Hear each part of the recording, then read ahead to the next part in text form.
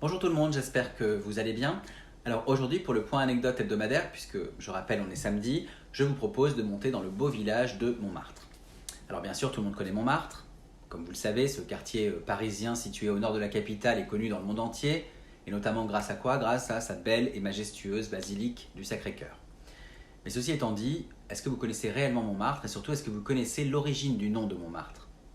Eh bien en fait pas de panique, c'est l'objet de mon anecdote du jour, donc vous allez tout savoir pourquoi Montmartre s'appelle Montmartre. Alors en réalité, il existe deux explications possibles.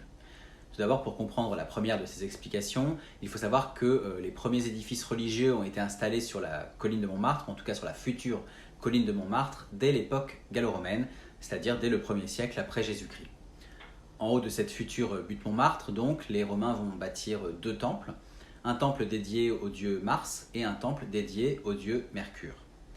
Alors on raconte que l'origine du nom de Montmartre daterait de cette époque justement. Pourquoi? Parce que la future colline de Montmartre aurait été nommée le Mons Martis, c'est-à-dire si je traduis le latin, le mont de Mars, en référence, vous l'aurez compris, au temple en tout cas dédié à ce dieu romain qui se situait en haut de cette butte.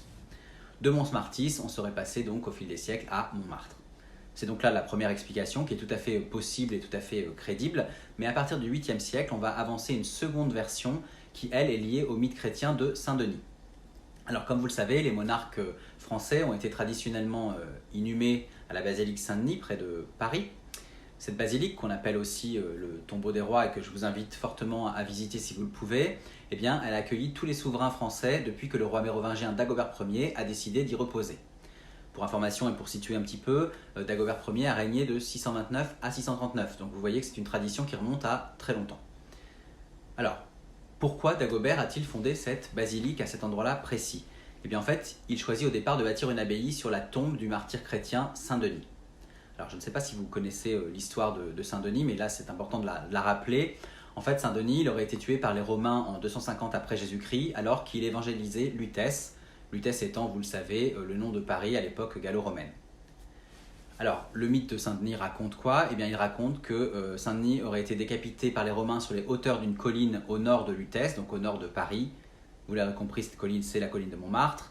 Saint-Denis aurait alors parcouru plusieurs kilomètres, la tête entre ses mains, avant de tomber mort à l'emplacement de l'actuelle basilique Saint-Denis. En fait, quand vous regardez dans les églises, vous avez une statue qui tient sa tête entre les mains, c'est Saint-Denis justement. Et bien à partir de là, la fameuse colline où a eu lieu l'exécution de Saint-Denis a été appelé le Mons Martyrum, c'est-à-dire le mont des martyrs. Et au fil du temps, ce Mons Martyrum, il serait devenu Montmartre. D'ailleurs, dans le quartier, si vous connaissez un petit peu le quartier, vous avez une rue qui s'appelle la rue des Martyrs.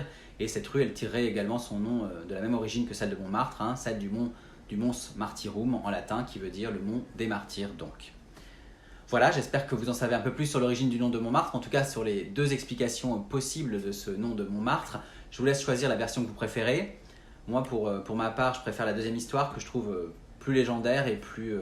je sais pas, enfin, je la préfère. En tout cas, si vous voulez en savoir plus sur l'histoire même de Montmartre et de ce village atypique, je vous invite à retrouver toutes les informations dans mon article et dans mon podcast dédié à ma visite du Sacré-Cœur. Ce podcast et cet article sont disponibles sur mon blog, lescarnetsdigor.fr. N'hésitez pas aussi à vous abonner évidemment à mes comptes Instagram, Facebook et YouTube pour suivre toutes mes actualités et surtout pour retrouver bien d'autres anecdotes historiques. Et moi, je vous dis à très bientôt.